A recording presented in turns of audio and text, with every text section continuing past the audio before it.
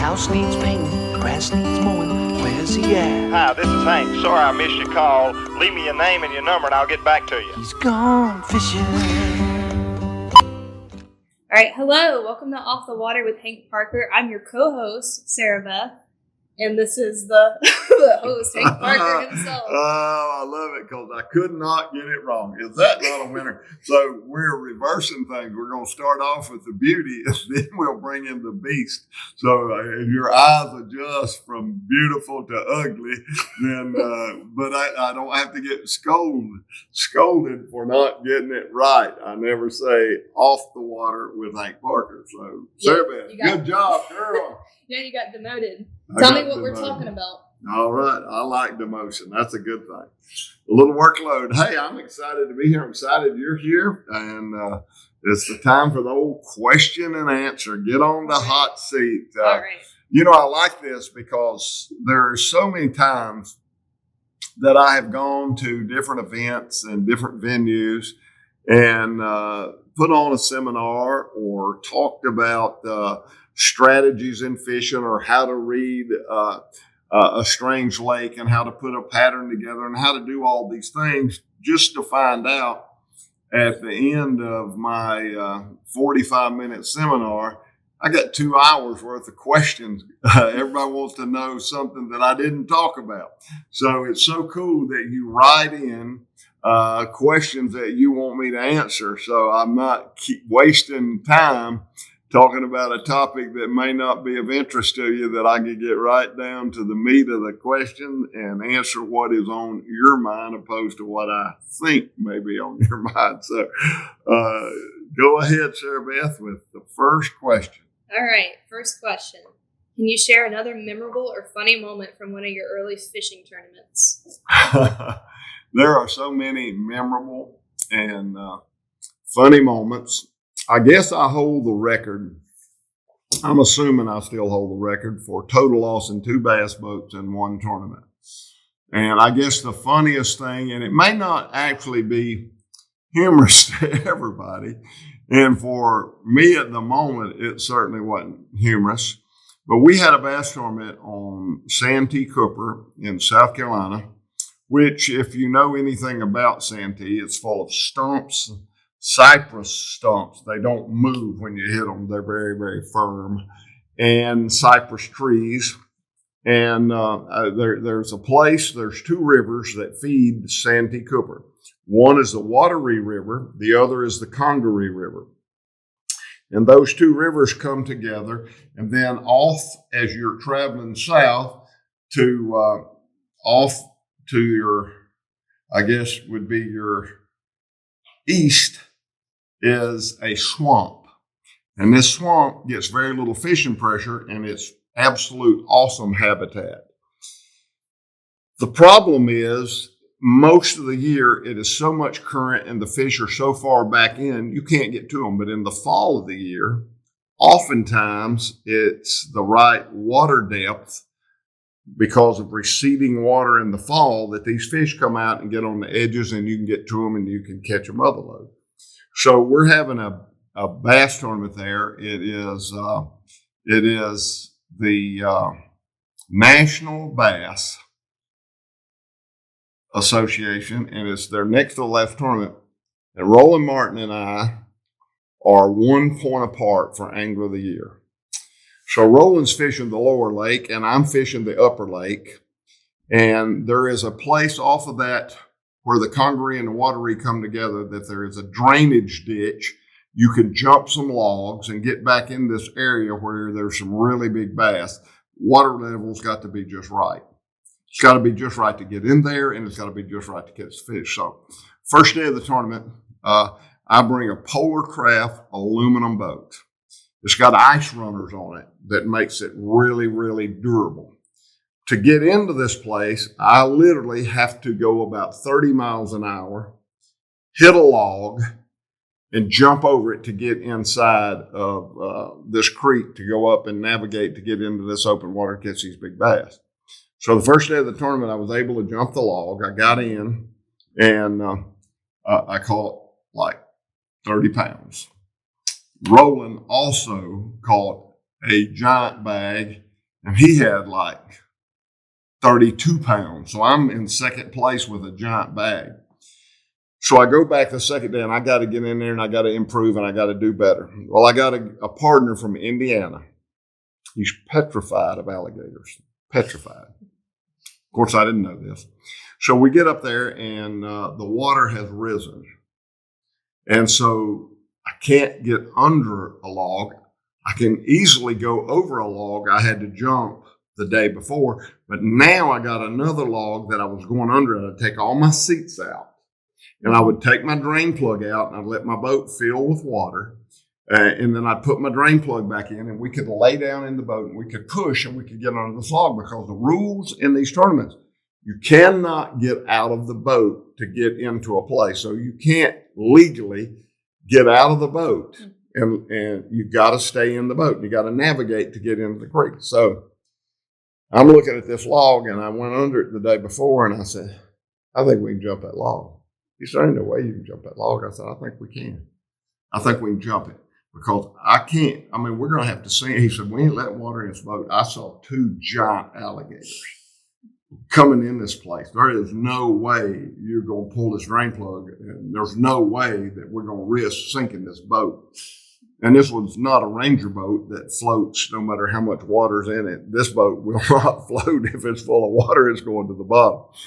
So as we started talking, I said, well, let me tell you what we can do. We can get back, get a running start. You can get in the back. Once we hit this log, then I'm going to shove the gas just like we was putting it on the trailer, and we'll jump and we'll get into this creek. He said, what about those alligators? I said, them alligators ain't going to bother us. He's petrified. Now, he's scared to death. I hate snakes. This guy was scared to death, these alligators. And sure enough, we go back and I get ready to run, and there is a 12-foot alligator. And I mean, this guy is on my lap. He's so paranoid about these alligators. So I calmed him down. The alligator got in the water and he swam off, and I calmed him down and I said, now listen, you're going to have to sit tight. We're going to have to hit this log. We're going to have to get it just right. Well, I got this boat trimmed up and I got going about 25 or 30 miles an hour, but I got it porpoising. So now I got to time it where the bow of the boat is high when I get to the log. Just as I got to that log, I thought I had it timed just right. The bow fell down and I nailed that log. Yeah. Well, it threw he and I both to the front of the boat. And the rule is you have to wear the kill switch, so it cut my motor off. And there we are, and it burst the seams on that aluminum boat. And that thing sunk in about 2.5 minutes. We're sitting on the bottom. And we're in water up to here, and all he's worried about, I'm worried about my tackle boxes are floating out, trying to get my rods and reels, trying to get everything gathered up, figuring out what we're going to do. And all he's worried about is getting eaten by an alligator. So he's screaming, going nuts over this alligator. But to make a long story short, once you have an accident as such, it is legal to get out of the boat. So we ended up dragging that boat, getting a rope. I went down underwater, tied to the front of the boat. We ended up getting that boat pulled up enough that we could beat the sides back in, get the bilge pump going, get the water out of it, and we could run at about 10, 15 miles an hour, trimmed all the way up, and keep the seams that were busted out of the water. How long did that take? We hit about 8 o'clock in the morning. It was about noon before we started fishing. Yeah. So it was a bad day. Well, then I ended up tying up under a railroad trestle. I tied the front of the boat up under the railroad trestle where the boat wouldn't sink. And I caught a limit of bass. I knew a little spot. And so the next day, I'm going to try to get back to that spot, but I had another angler watch me catch those fish. And I knew he was going to probably try to steal my spot. So he was in the second flight and I was in the last flight.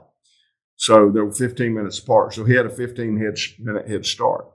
Well, he has to run all the way around the river and come in the canal by the trestle. If I could run the flats through Jack's Creek, I could make up that 15 minutes and beat him to the spot. It's a pretty treacherous deal. And so now I got my Ranger. And so I'm going, that boat would run about 55 to 56 miles an hour. I'm wide open. And I'm running through this grass, and then I got to make a turn between these cypress trees. Well, when I ran through the grass, my motor picked up some of the grass. So when I got to where I had to make the full 90 turn, it wouldn't turn. It went straight. So I ran into 2 cypress trees that were about just enough that the nose of the boat could go between those trees. So it climbed the trees. I go about 18 feet up in the air. I could have had a deer platform. It would have been a great deer stand. Because now we're 18 feet up in the air. And of course, it sounded like a train wreck. And there were two guys in there brim fishing. And they come looking. He said, I heard that boat hit. I know he's right here somewhere. And I said, hey. They said, oh, my gosh, he's in the trees. But it was quite the story. And it turned out to be a funny story 10 years later after I had to, fork out every dime I had to replace my boat. But it worked out all right. But the guy from Indiana being freaked out over the alligators, he could care less about his rods and reels, his tackle. None of that mattered to him. Staying alive and not getting eaten by an alligator was his big deal. I'd say that's pretty valid. That's a pretty crazy story, but it's just the way it all worked out. And we went on. Life continues. I'm sure it wasn't pretty funny to him. If he's No, it was listening not now, funny. he's Not probably funny at all. You're No. laughing now. Yeah. All right, next question. For someone new to fishing, what would be your top 3 pieces of advice to help them improve quickly? Repeat it one more time. For someone new to fishing, what would be your top 3 pieces of advice to help them improve quickly? That is a really good question, and I hope there are a lot of people new to fishing. And as we deal with the high school fishermen, a lot of these fishermen, they've never fished before. A lot of these fishermen in high school, a lot of them are girls. They've never been fishing before.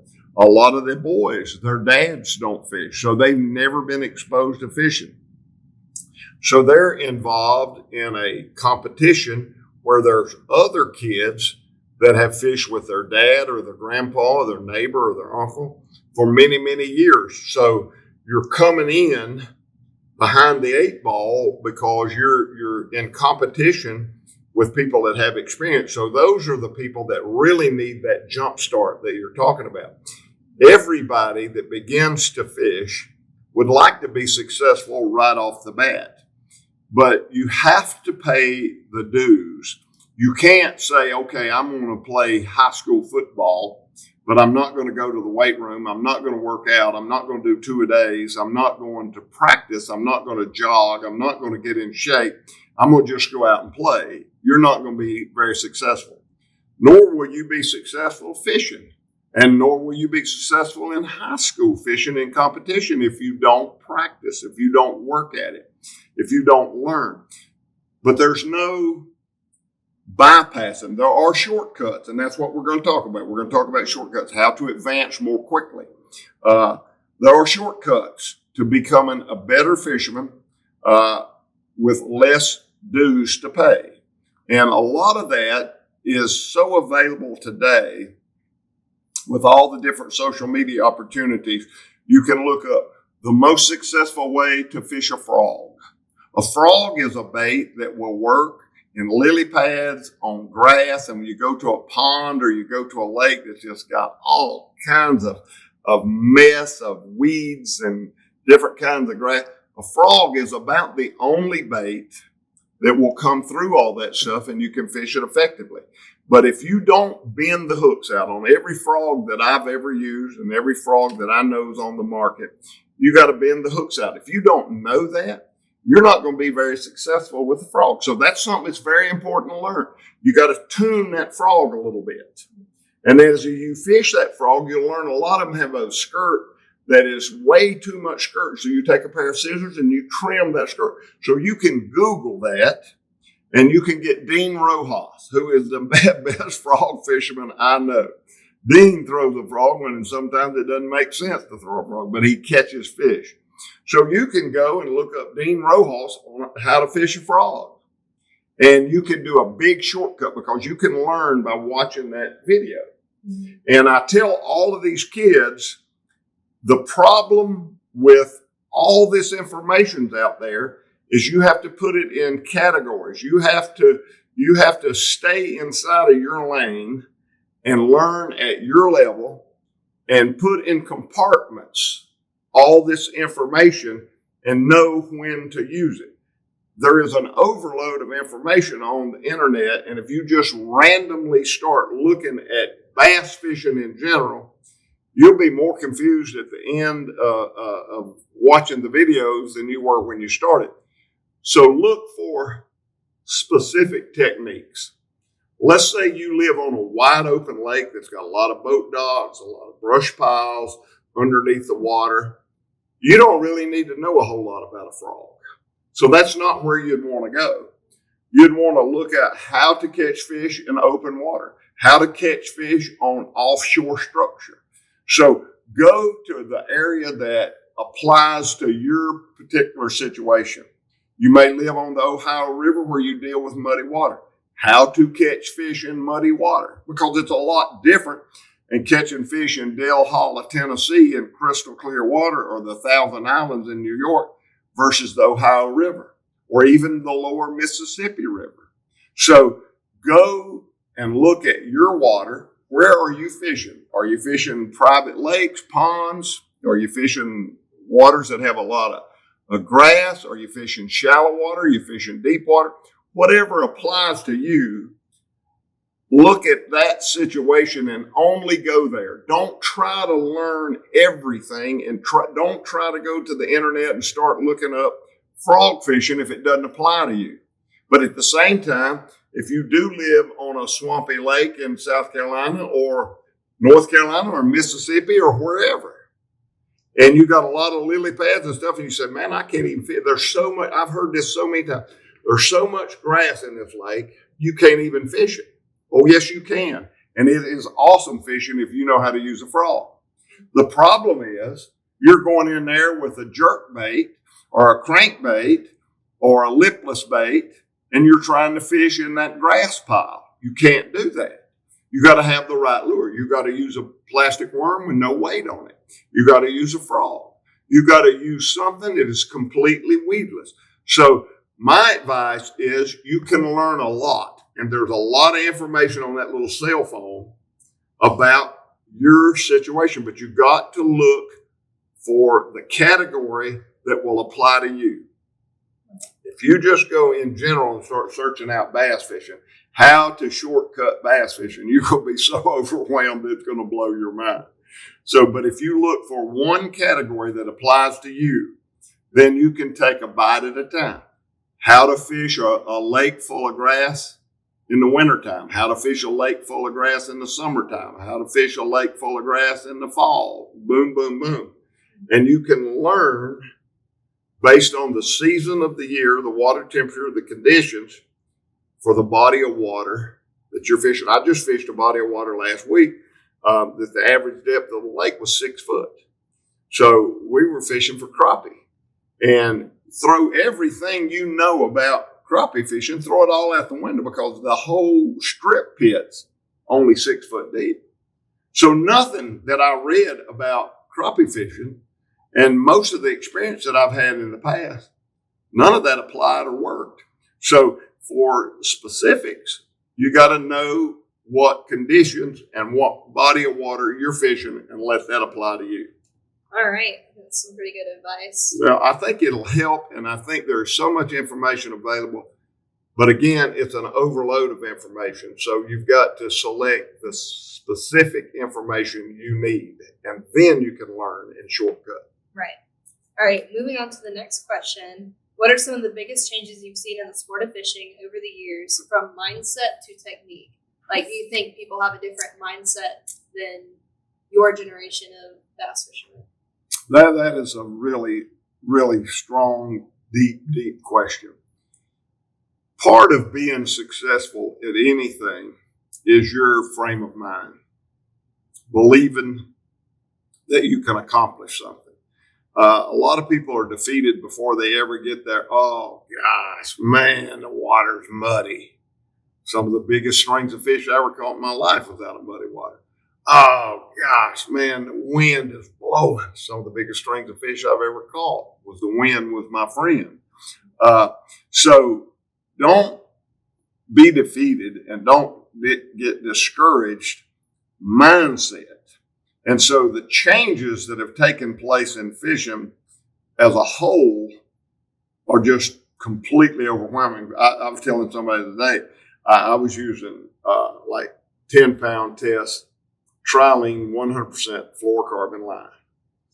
And I was throwing a spinnerbait in crystal clear water in New York, and I was throwing it on 10-pound line. They said, I'd never do that. I would never throw a spinnerbait on 10-pound Teflon. That just doesn't make sense. The line's just not strong enough.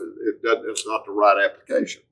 That was absolutely true, without a doubt, when I started fishing. There's no way. 10-pound line didn't have near the tensile strength, didn't have the knot strength, nowhere near the abrasive resistance that the line has today. So there's been such a gigantic improvement in fishing line. So now you go back to your mindset where I did have that roadblock. I would never throw a spinnerbait on that light of line. No possible way. Matter of fact, I wouldn't hardly compete with anything with 10-pound line. My minimum line diameter was about 12 thousandths, which was 12-pound test. That's as low as I'd go. Line just was not durable enough to withstand the pressure that you put on fish, nor were the rods. We didn't have the parabolic rods that we have today. So your mindset has to change as technology progresses and innovation takes place, and we have all this improvement. Wait a minute. Now I can get away with that. Now I can be productive with lighter line. I've got better rods to absorb the energy that the fish may put on instead of transferring all of that demand on the line because the rod's too stiff to absorb any of that. All that's changed. So as technology changes, opportunity changes, but you have to be able to adapt to that and change your mind and see that. And so you prove to yourself. That is one thing about tournament fishing, whether you participate in tournaments or whether you don't. Learning about what these guys do, because they put it to the test, and you realize, well, hey, old Brian Thrift was down there the other day, and he was fishing 8-pound test line on a drop shot. Man, he caught some toads, and I mean, he was putting a lot of pressure on those fish. What kind of line is he using? How did he get away with that? What kind of rod? So you research that and you realize, man, I'm missing the boat because I know if I could get lighter line, I could get a lot more strikes. And the one thing I want to tell you about lighter line, one thing that I did 25, 30, 40 years ago, I went to Rainbow Springs in Florida with the guys from Berkeley. And their whole objective was to go to this crystal clear water. And they used to make film a TV show there called Sea Hunt. And they had a boat that had glass windows where they could video or film. They didn't video back in those days. They filmed through these glass windows. And so Mike, whatever his name was, he would Lloyd Bridges, that's who it was, the star Sea Hunt, Lloyd Bridges. He would fall off the deck of that boat with his little scuba diving outfit on. They would film him. But Rainbow Springs was full of giant bass, and it's a fishing sanctuary.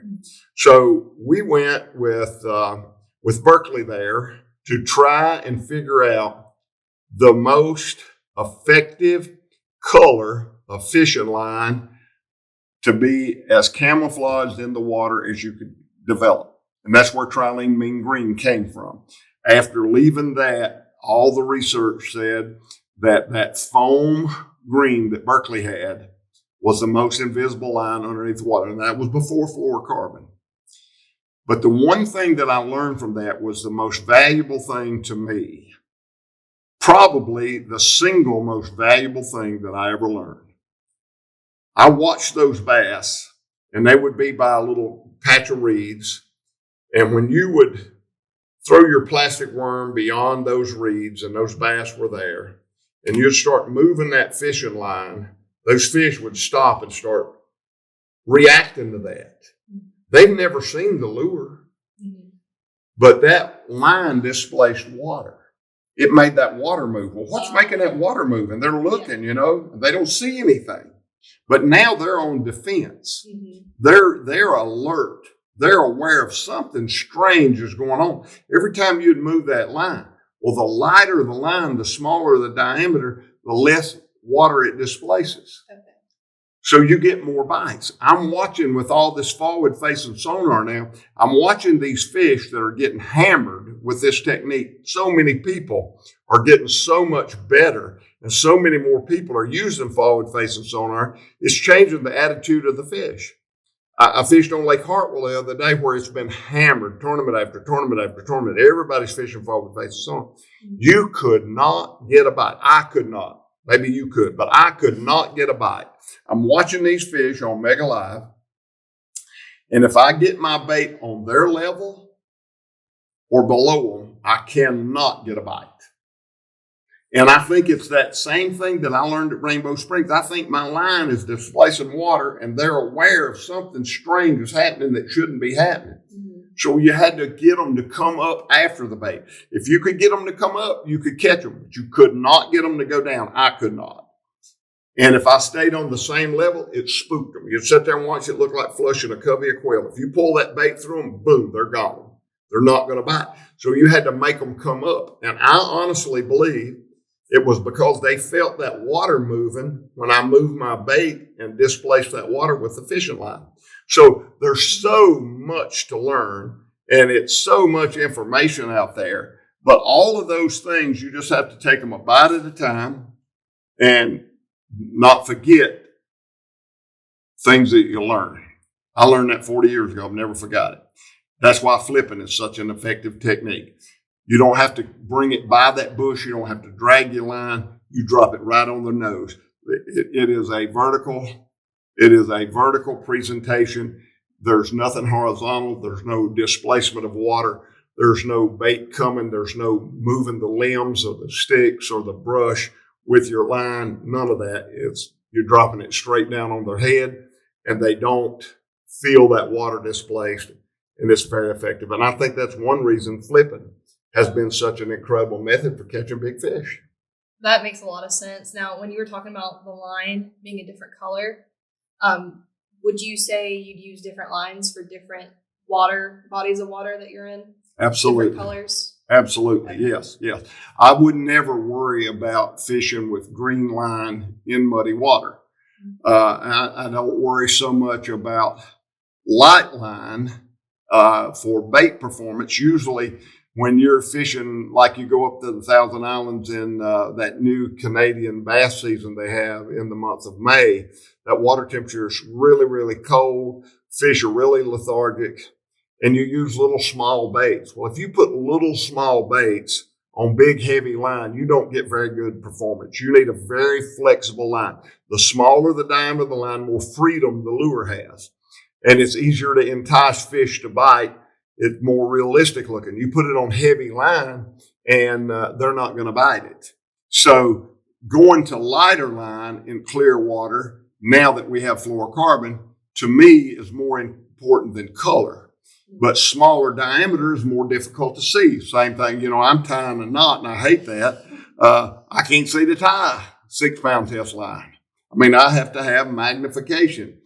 Same thing in the water. It's just such smaller diameter, it's harder for fish to see. And the smaller the diameter, the more flexible it is, and those smaller lures work far more effective. So in clear water, my objective is to go as light a line as I possibly can and feel comfortable that I can land the fish. That's pretty cool. That's something I didn't know. Because I'd always wondered, I've seen the different colors. I was like, I wonder what the difference is. When they first came out with that green line, it made a tremendous difference for me. And a lot of people fish high viz line. And high viz line is awesome to be able to see it. But I've got a stigma about it. I feel like the fish see it as good as you see it. All right. That makes sense. All right. Moving on to the next question. What was your most challenging tournament, and how did you overcome the obstacles you faced? Well, we had so many challenging tournaments. I would say that the Ohio River, I had 3 encounters with the Ohio River. The Ohio River was probably, out of all the bodies of water that I fished, was probably the most challenging. I don't think the fish count was very high population. I just don't think there were a lot of fish. There was a lot of polluted water. Where we fished the Bassmaster Classic in that George Cochran won. The year after we fished it, the whole bay caught on fire. Oh, wow. I mean, the Ohio River caught on fire.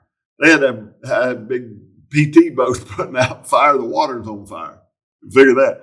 That's how polluted it was. I mean, there was so much gasoline and oil and fluid and hydraulic diesel fluid, and it actually caught on fire. And so there's so much water that's not productive with pollution, with siltation, with all the Ohio River is a pretty good success story that environmentalists can talk about today versus 1983.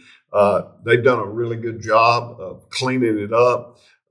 So I'm not faulting any particular state, but when I fished it, it was filthy.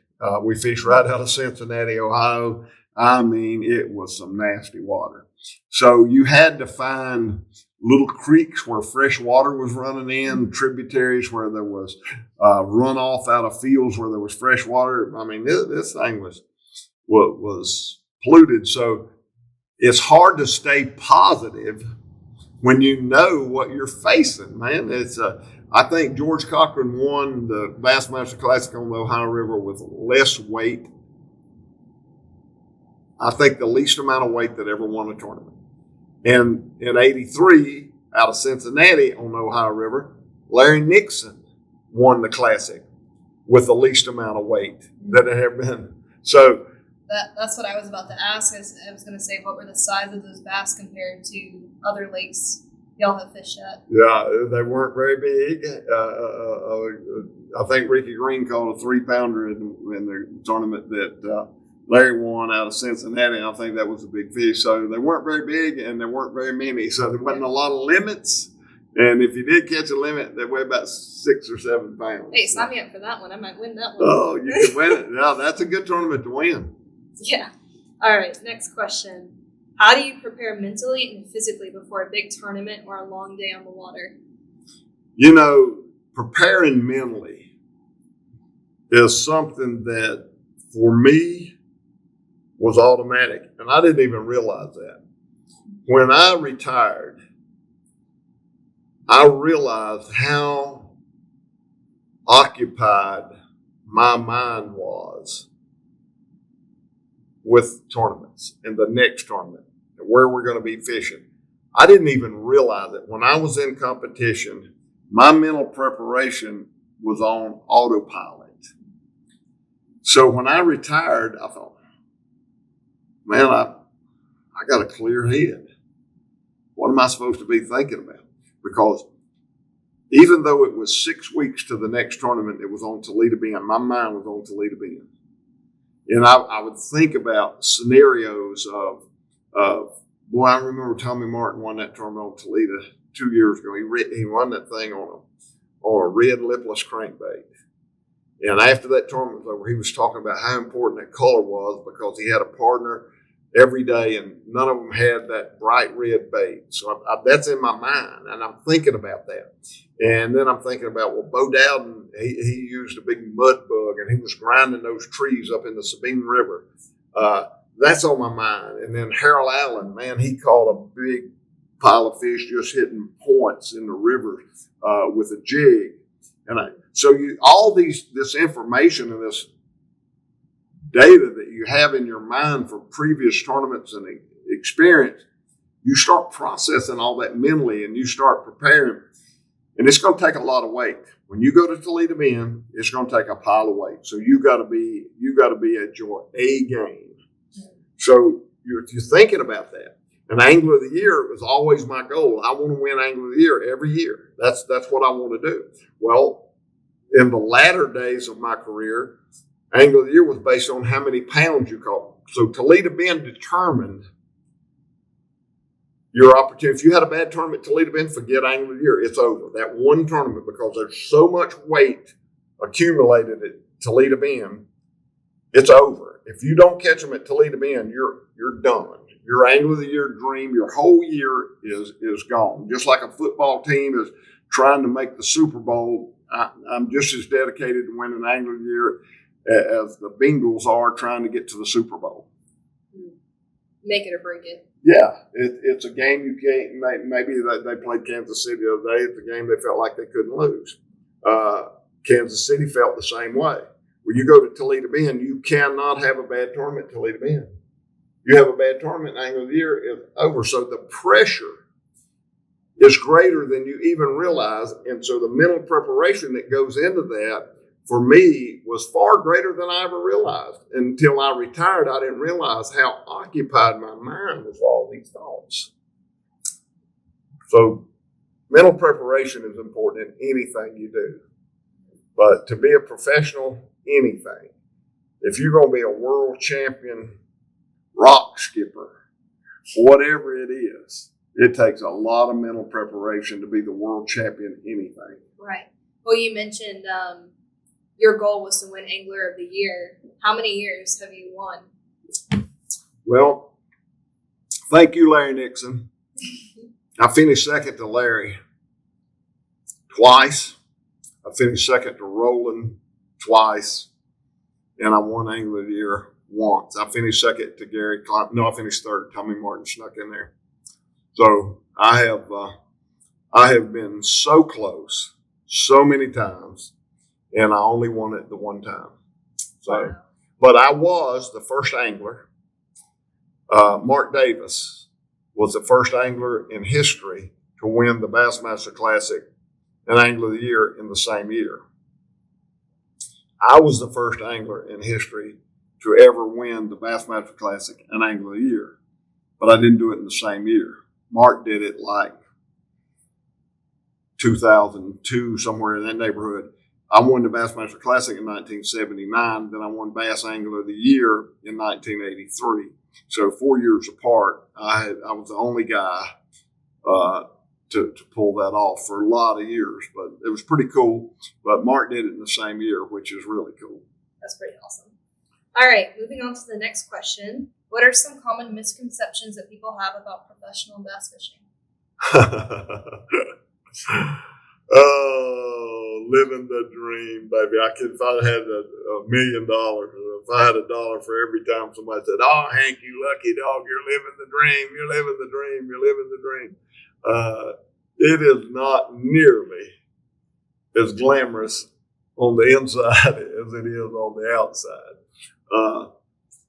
It's a lot of pageantry at the Bassmaster Classic or at Red Crest or when the TV cameras are rolling on Major League Fishing or Bass or FLW. It looks so enticing and so exciting, and man, you're living your dream. There's 100,000 miles a year you're traveling, dragging the boat. You're stopping at coin laundries, washing clothes. You're spending more money than you think you should. You're not making as many checks as you need to offset what you're spending. There is so much involved. And you sit down and you look and you say, God, look at all the money in professional fishing today. It's a lot of money in professional fishing. There's a lot of expense. You know, these guys, most of them got $45,000 entry fees. They got $45,000 and $50,000 worth of expense on the road. And they got $100,000 boats. There is so much expense involved. And at the end of the run, you look and you take 250 guys that are all competing on trying to get those spots. And I don't know how many spots now. They did a big cut with Major League Fishing. Let's just say there's 50. There's 250 guys that are right on the edge, and they're in and they're out and they're rotating. And 150 of those guys are losing a lot of money. They're not making money. They're not breaking even. They're losing a lot of money. Now, there's 100 guys out there that are making a living. But there's 150 of them that are flipping upside down trying to get there or knocking somebody out. And they're not making it. Getting ran up a tree in a brand new Ranger boat. Yeah, that's not a good thing. So it's a lot of misconception on the money, the pressure, the expense, the travel. The dream can be a nightmare. It's a dream, but it can be a nightmare. I have no complaints. I loved it. I worked hard, and it paid off, and I was blessed. I had a lot of good luck. There were a lot of things that happened to me that I'm so grateful for. But it was a grind, and I'm going to tell you, I texted David Blanton this morning. David Blanton is just an awesome hunter, and he's a great friend of mine. He travels all over the country, killed a nice elk last week. And he's a professional deer hunter and loves it. And turkey hunts. He does all kinds of Dale Earnhardt's buddy, my buddy. And he hunted with Earnhardt about as much as I did. So it was pretty cool. David and I are pretty tough, pretty tight. But the road, even though you're in deer camp, you're excited about hunting, the road is a hard place to be because you're away from your home. You're away from your family. I miss my wife. When I'm gone, man, I miss being home. I miss being with my kids. And you miss out on so much of life that is so important. I don't care if you're making lots of money and you're winning lots of tournaments. The road is a cold place to be, and it's lonely. It is a lonely place to be, and that's a price. You can't be a stay-at-home guy and fish professionally. So you're giving up a lot of your time and your life to be on the road. And there's a price to pay for all of that. So it's being a professional fisherman is an awesome opportunity on one hand, but it's a very, very tough life on the other. Well said. Well said. All right, going into the next question. What is the most unique or strangest thing you've ever caught while fishing, salt and freshwater? Well, I'm going to tell you, I fish for a lot of different species, and I love catching big redfish. That's no secret. Big bull reds, 30, 40, 50 pounds. I've caught them up to 65 pounds. Unbelievable. Catching them on bass tackle. I absolutely love that. But the one fish that I really wanted to catch that eluded me for a couple of years was triple tail. I wanted to catch a triple tail. And a triple tail is about like hooking on to an automobile bumper and trying to turn it around as it's going 35 miles down the highway. These dudes are unbelievable. So a friend of mine, Daniel Price, who is an awesome triple tail fisherman, Captain Ron Price's son, Daniel. I was down there 2 years ago, and I said, Daniel, I want to catch a triple tail. He said, good, I'm on them pretty good. You follow me. So I followed him out, and we would pitch a lead head with a shrimp or an artificial bait and let it fall down the piling just like you were bass fishing. And when you'd hook him, you couldn't get him out. I mean, I hooked 5 of these big. Now, I've never caught one. I've really never had one bite before, and I'd fished for them 5 or 6 times. So now I'm fishing these pilings, and we're in Venice, Louisiana, and we're fishing oil rigs where it goes from like 10 foot to 20 foot of water. If you can find an oil rig on a brake line, there's a good chance there'll be a triple tail on it. So that's what I was doing. But every time I'd hook one, he'd just run me right through the rig. Now I'm using 65-pound braided line. And that rascal would run me through that rig and break my line. And I could not catch one. And I wanted to catch one so bad. And so I'm experimenting. And so after 5 fish had drugged me through the rig and broke me off, I pitch in there and I let that lead head fall down. In 14 foot of water, he thumps it. And instead of me setting the hook, I just put a little bit of pressure on him. And I just kept that pressure on him. Well, he swam away from the rig. And when he got out in the open water, then I set the hook and then I ran the boat and got it between he and the rig. And so he'd go out in open water. And I caught 5 in a row. So I learned how to catch a triple tail. And out of everything I've caught big bass and I love them. I've caught big smallmouth and I love them.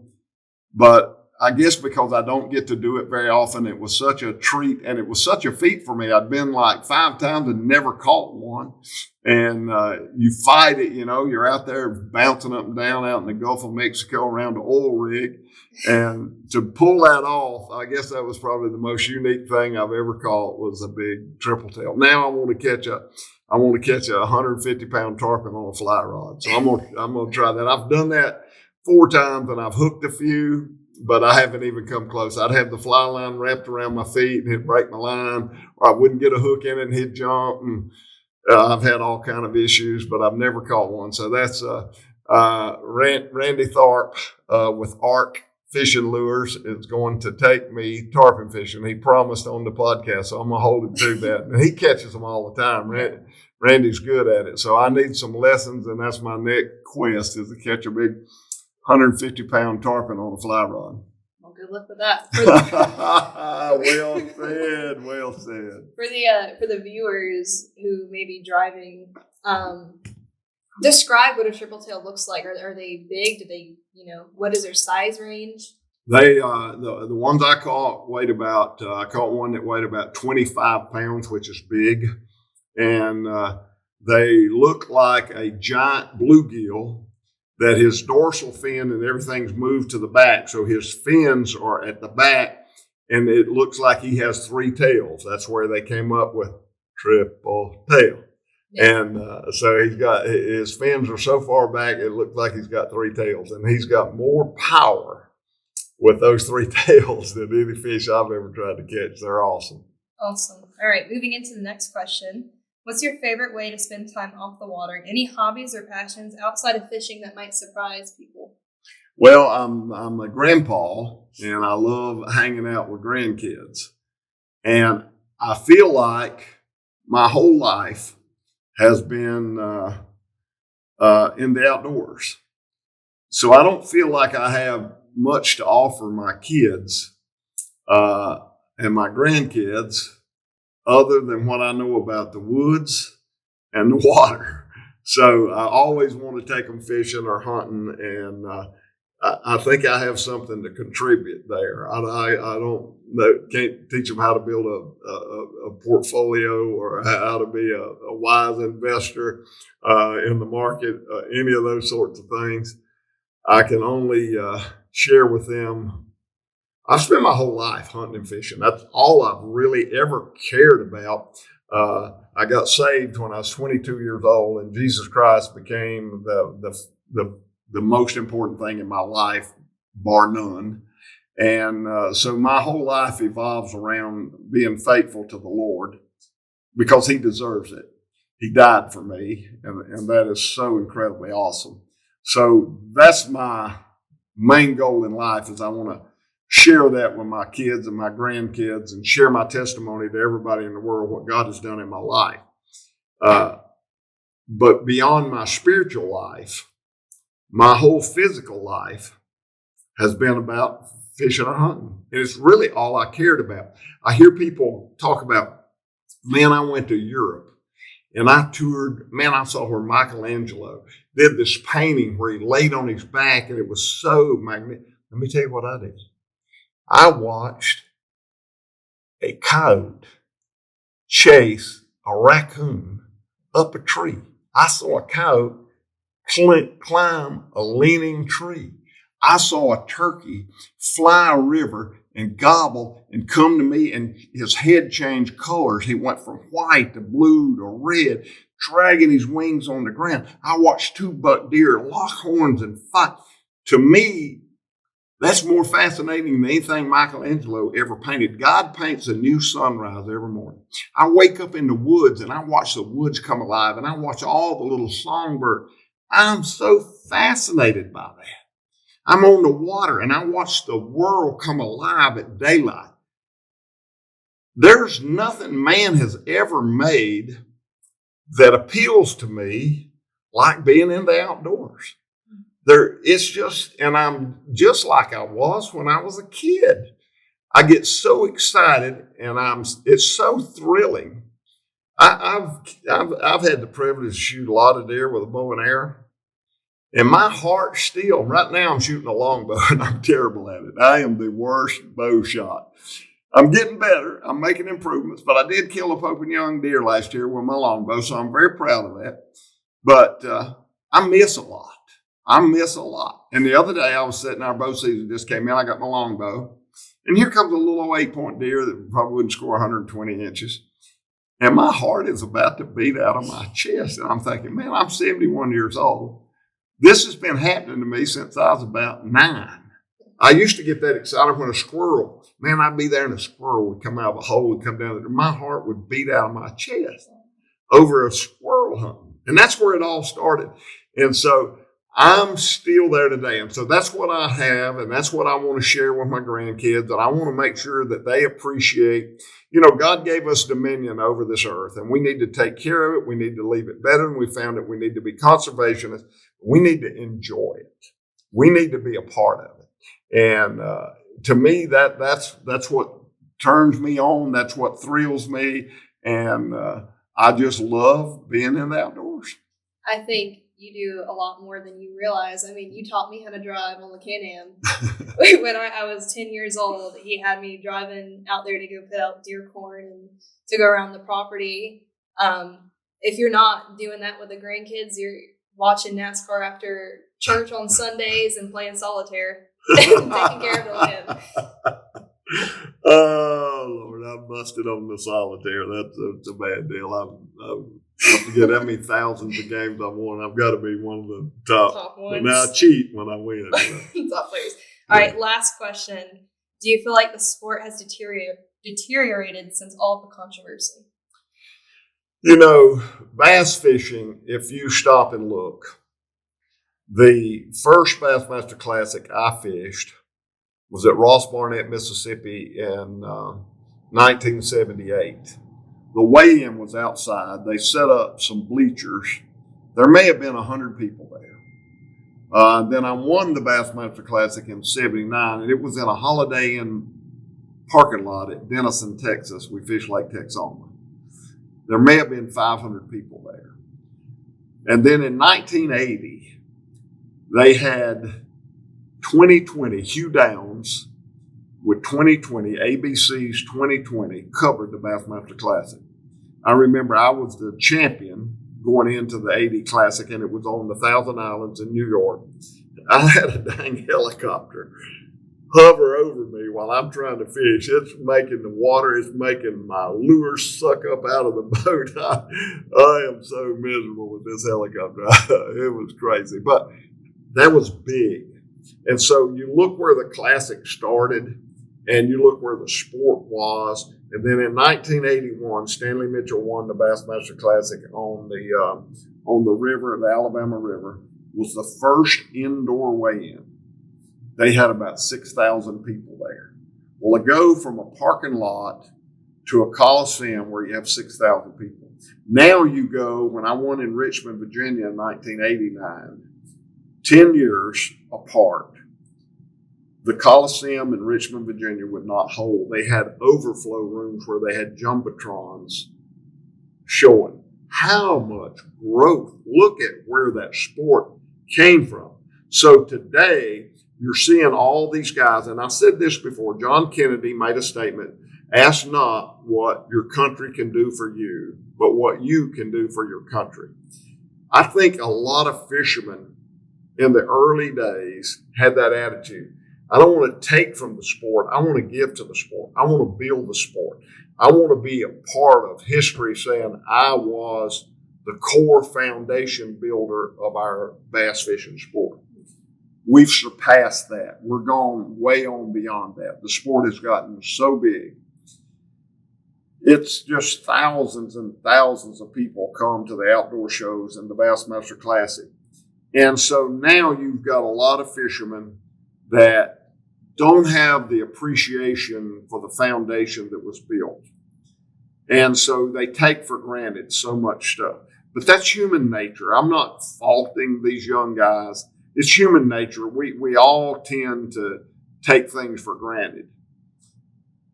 But I don't think our sport is in trouble. I think our country is in trouble.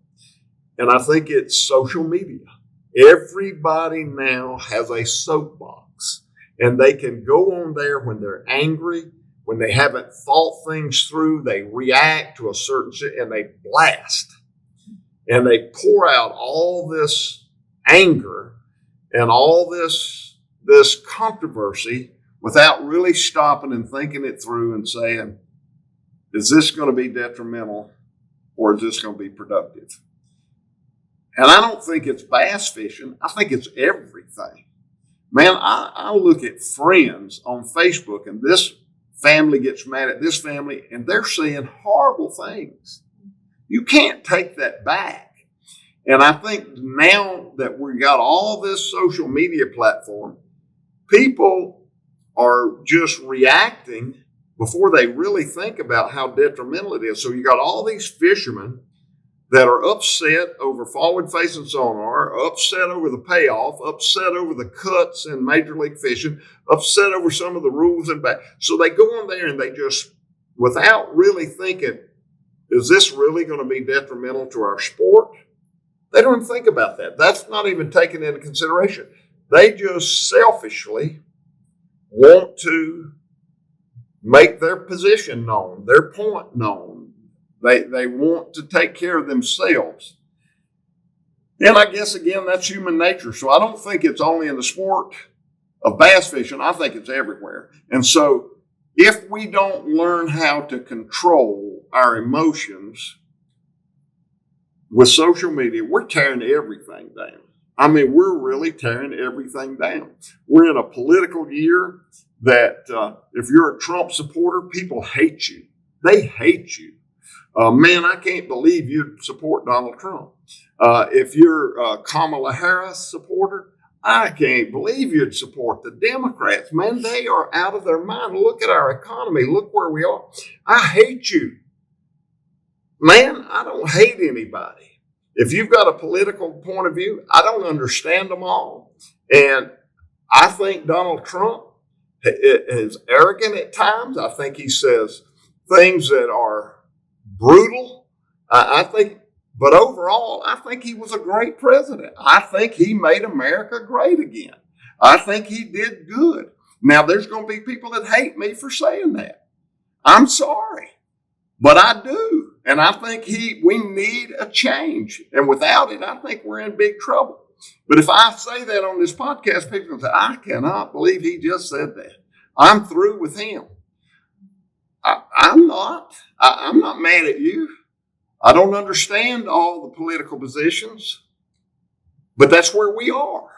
And there'll be people that after this podcast airs, there'll be people bashing me for what I just said. But if I would have said the other, if I said, well, I think Kamala Harris would make a great president, there'd be people bashing me for that. We need to stop bashing each other. We need to respect. That is what is lacking in our sport of bass fishing, is respect for the sport, respect for one another, and honoring other people's viewpoints, whether they are your opinion or not. You got to cut some people some slack. So I don't think it's just bass fishing. I think we in general are in trouble because everybody's got that little handheld device that in the heat of anger, they can express their viewpoint and not really think it through.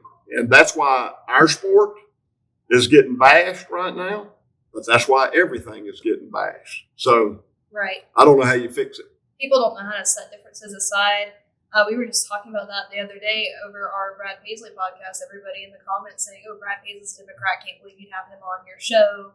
You know, it's people can come together over loving a sport and sharing a hobby, regardless of whether someone is a Democrat or Republican, or whether someone is an atheist and a Christian. You know, you should be able to still come together over a subject you both love.